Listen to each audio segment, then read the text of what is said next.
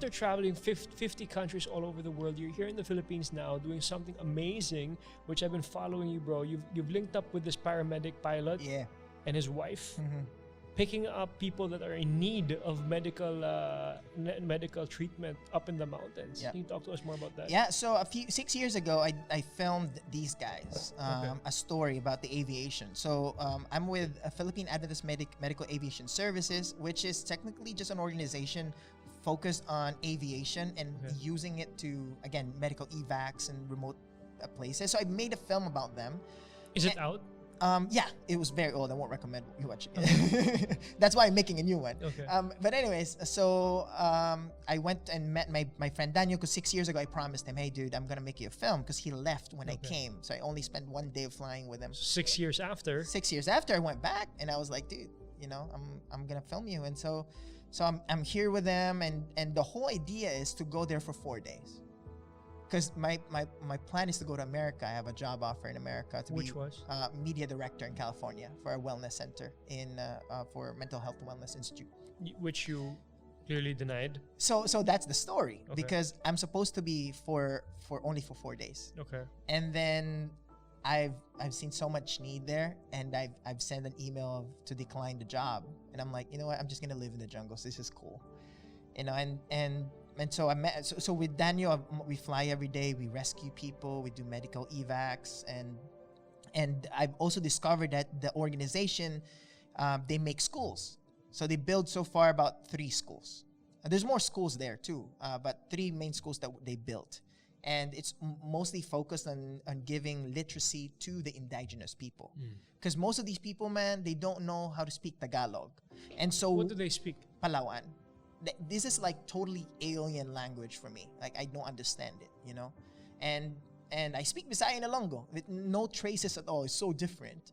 And so every time they go to the towns, bro, they are afraid of doctors because they get mistreated. And I don't think they really get maltreated. The only reason why they feel that way is because no one speaks their language. Okay. And so they don't know the medicine and all that. And sometimes they end up just dying in the mountains because of lack of education. Medicine. Yeah, and medicine, yeah.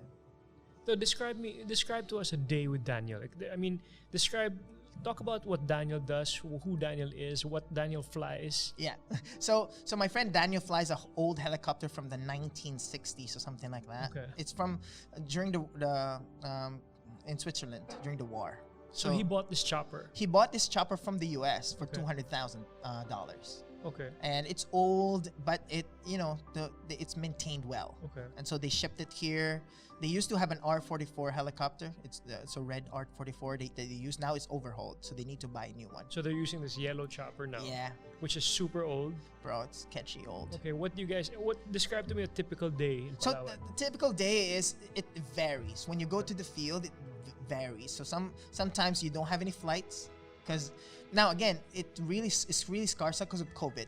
The locals are very afraid of COVID, so they won't call. They only call if it's a super emergency. Like what? Like someone got hit with a coconut in the head, where they're bleeding, or like they're all like dying on bed. Yeah, that's the situation. So you get the call and then you go on board. Yeah, and then you fly there. Sometimes the mountains, sometimes in Balabac Islands, which is about an hour flight. And some of these are maybe 10-minute flight. So just to give you a little idea, this is so rough. The terrain is so rough. The ratio is 1 minute in the helicopter is an hour flight.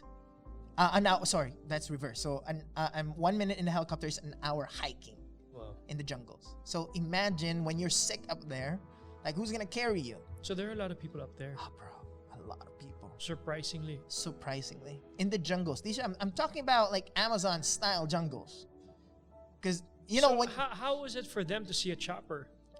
Oh, the first time they saw it, man, they were like, "Whoa!" They were shocked. Really? You know, yeah. Even me flying the drone, they were like, "Whoa, you're like a rock star," you know, because like you have something that flies. So, describe to me the patients you guys pick up there. So indigenous people, some of them are young kids. Sadly, some of them were a result of just there's no education.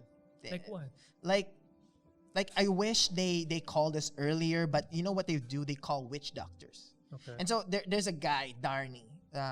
He has his bladder burst, and yellow, like jaundice everywhere. This dude is dying.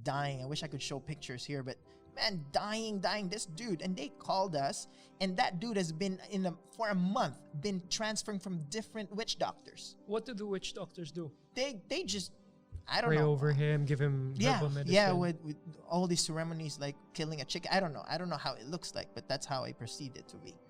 Right? And so they call us, and the dude is already like a vegetable. Like really? He can't stand, like, man. So you guys picked him up? Yeah. And then did he survive? Yeah, so far he survived. Yeah, we were happy about it, Darnie. If you follow my Instagram, there's a lot of before and after where I compare just before and after of these people, man. And so that's the whole idea. Like, what is when we were starting, what we do is just give food to people. Mm-hmm. We give them food, we give them blankets. But I was like, man, this is like giving a Band-Aid. So what can we do to really do a lasting thing, right? Because I could just go there and do photos and do Instagram stuff, and that's it. But what can we do to do a lasting impression or for the future of the kids? Which was the school. It's like, man, in order to set people free, they need to be educated. So you're building a jungle school. Yeah. So I said, man, I wanted to build a jungle school. So this is the crazy thing, starting because I was with Daniel, right? Mm. So a little backtrack about this, I guess. I was with Daniel, and we were flying, and the chopper and the organization is donor funded. Okay. That means they don't have any salary. None of these guys have salary. The only reason why they survive is because people give donation for fuel. And Daniel that month only has $200 of donation from people. That's 10,000 pesos, bro. And that's only a drum. One drum is like 12,000 pesos. How many drums do you need? One drum is 1 hour flight. Oh. That's it. So that's not even enough, you know? And so I was like, man, what can we do? And so I started posting this in Instagram. But the whole idea first is that when I first saw this teacher Jillian up in the mountains, she was adopted by American missionaries. Okay. This lady, dude, has an American citizenship in America. But she's Pinay. She's Filipino, but adopted by Americans. And she lives up there. She decided to, you know what, I'm just going to leave America and stay up in the mountains. And she got married there, and she built a school. Very small school. So when I went there, I said, what do you need? She said, oh, if you could give us rice, that would be great. Maybe a sack of rice could feed the whole village. And I was like, oh, cool. And so I posted it on Instagram. I said, hey, you guys want to help me buy rice for Teacher Jillian? The next day, bro, I have 500,000 pesos of donation from Instagram stories. From just people around the world. Yeah. And that Instagram story expires in 24 hours. How in the world did that happen? I don't know. So you just put the bank account there and they just deposit whatever? They message me and I give them the pilot's bank accounts. Yeah. Mm-hmm. So, yeah. And then, so after a day or two, we have 250,000 pesos for Daniel's fuel and 250,000 pesos for rice. Of rice for 13 villages to support 9 teachers for their allowance that month. All funded by Instagram. Crazy, man. Yeah, and so that where the initiative came. I was like, man, what would happen if I build a school based on social media? And I was like, how will that happen? But I said to my Instagram followers, like, hey, you guys want to help me build a school? In just a week, we had 1 million pesos.